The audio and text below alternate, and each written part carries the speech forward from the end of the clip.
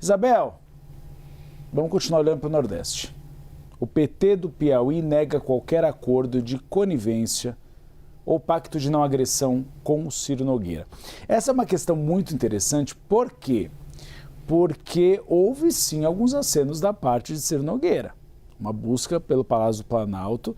Olha, existe a possibilidade de uma neutralidade, a Tainá trouxe bem essa informação, em troca de não haver ali ataques nesse sentido. Houve a neutralidade do PP e do União Brasil, que deve ser cumprida agora na convenção deles do dia 5. Resta saber se a outra parte do acordo vai ser cumprida. O PT lá do Piauí está dizendo que não. E o Piauí ganha relevância nesse cenário de relação PT e Federação União-PP, porque é justamente o reduto eleitoral de um dos presidentes da federação e um dos maiores expoentes como caciques do Centrão, que é Ciro Nogueira. É por isso que a gente foi olhar para o Piauí. Nesse sentido, algumas fontes confirmam o fato de que sim, diante da posição de neutralidade que a gente explorou bastante no Bastidores na semana passada desses partidos do Centrão, haveria uma recomendação para os estados de olhem. Não criem ali um enfrentamento direto, seria um pacto de não agressão. Ciro Nogueira já tinha tentado isso realmente, isso no passado. Sim. É recorrente, porque é um Estado muito mais alinhado à esquerda do que à direita, e quando ele muda seu posicionamento histórico de ser mais alinhado à esquerda e passa para o lado do bolsonarismo, ele também sofre esse revés, e agora vai ser o primeiro teste dele nas urnas, já que ele é senador e ele ficou 8 anos confortável nessa posição do bolsonarismo. Lá no Piauí, Uribe, Tainá, a mensagem que chega é: não tem essa não, a gente não vai facilitar para ele. E por quê? Vamos pegar a chapa do governador Rafael Fonteles, que está tentando a reeleição. A gente tem 2 vagas ao Senado. Marcelo Castro, do MDB, está melhor cotado. E Júlio César, deputado federal. Marcelo Castro já é senador. O Júlio César está oscilando nas intenções de voto com quem? Com o Ciro Nogueira. Então, qual que é a avaliação lá no Piauí? Se a gente facilita para Ciro Nogueira, a gente perde a segunda vaga, porque está páreo a páreo. Tem instituto de pesquisa que demonstra um eleitorado mais pró-Ciro, outros demonstram eleitorado mais pró essa segunda vaga do deputado do PSD. Então, diante dessa divisão, o que as fontes afirmam é que não tem como ter esse pacto de não agressão com o Ciro Nogueira, e isso contraria um pouco essa tendência de você pregar a neutralidade, considerando o que pode vir para depois das eleições. Bel, eu não sei se você chegou a conversar com essas suas fontes, é ótima essa sua apuração, porque a gente já avança um passo, né? A gente vinha falando na semana passada de uma construção, das desconfianças até mesmo dentro do PT da ideia de neutralidade. A dúvida que fica, você traz pra gente que o PT do Piauí diz: não, a gente vai para cima do Ciro, a gente precisa pegar essa vaga porque está embolado aqui na pesquisa. Agora, o que é que eles falam, Bel, sobre a entrada do Lula nessa campanha, do Júlio César? Pois é, assim, o presidente Lula está ali em todas as peças de campanha dos candidatos à chapa petista lá. O Júlio César é o nome do PSD.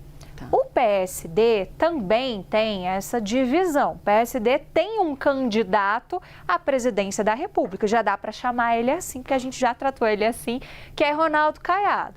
Então é mais um exemplo que a gente tem dessa dificuldade. O PSD dá para a gente colocar nesse bojo dos partidos do Centrão, de você criar um discurso único. Então, é um candidato do PSD, mas que está na chapa do PT. Em outros estados, a gente pode ter esse tipo de relação também diante do comando desses partidos de liberarem essas alianças. Então, dá para ir um pouco com o discurso nesse sentido, Tainá. A gente tem outros estados aí, por exemplo, Sergipe.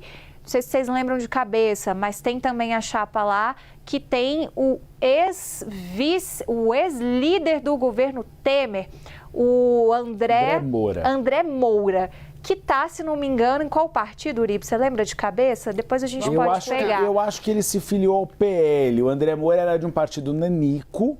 E ele estaria no Republicanos ou no PL? União. União Brasil. Ele está na chapa na chapa do PT. Rogério Carvalho é o outro candidato, que é um senador do PT. Eles vieram para Brasília para ter a bênção de Lula à chapa. Eu até perguntei para algumas fontes, e aí? O André vem também? Não, não vai. Como é que ele vai no Palácio do Planalto ser recebido por Lula? Então, estou só tentando fazer esse exercício de memória para a gente trazer um exemplo de algo que acontece em outros estados em que, sim, a gente vai ter um pouco esse choque, essa necessidade de explicar para o eleitorado por que um partido que tem candidato à presidência também pode encontrar alguns expoentes e algumas chapas de opositores a esse candidato. É a política. Você acabou não falando com detalhes, fala da sua apuração de Minas. Tem Minas Gerais também, Isso. né? Minas Gerais a gente está falando um pouco, agora que eu vi à tarde aqui, a gente está falando da relação PSB-PT. Também estamos acompanhando de perto isso. O que está acontecendo hoje lá? PSB não está fazendo questão nenhuma de ter a vice de Patrus Ananias. Tem uma semana que a gente tem o nome de Patrus Ananias oficializado pelo PT e fica esse vai não vai com o PSB nessas posições da chapa. Qual que é o recado que chega do PSB? É o recado de que a gente prefere aqui no PSB a posição de segunda vaga ao Senado, porque com isso você tem um pouco mais de liberdade para alguns expoentes do partido fazerem suas campanhas de deputado estadual, deputado federal, e esses são candidatos que têm mais a pecha de antipetista. Então, se você emplaca logo a posição de vice-governador, fica mais complicado para que esses candidatos façam esse remanejamento de rota. É aquela coisa, né? Partido vem para a eleição, a gente fala muito de cenário presidencial, mas a ótica de um dirigente partidário é eleger bancada, porque isso está ligado diretamente com o fundo partidário, ou seja, dinheiro.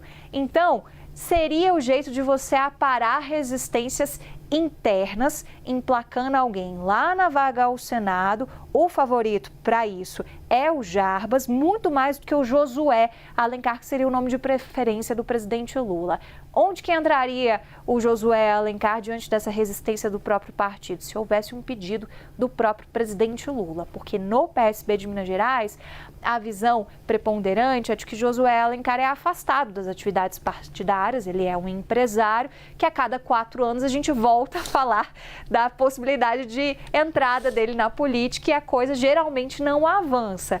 Está arrumando para que não avance também nesse ano, a não ser que haja algum pedido explícito do próprio presidente Lula. Então, o cenário da esquerda em Minas Gerais é esse, no momento em que também a direita tem muita dificuldade, sobretudo depois que no final de semana a gente não teve a confirmação de candidatura de Cleitinho. E Cleitinho é peça-chave para a movimentação dos grupos da direita mineira. Surpreendendo um total de 0 pessoas. É isso que eu ia falar.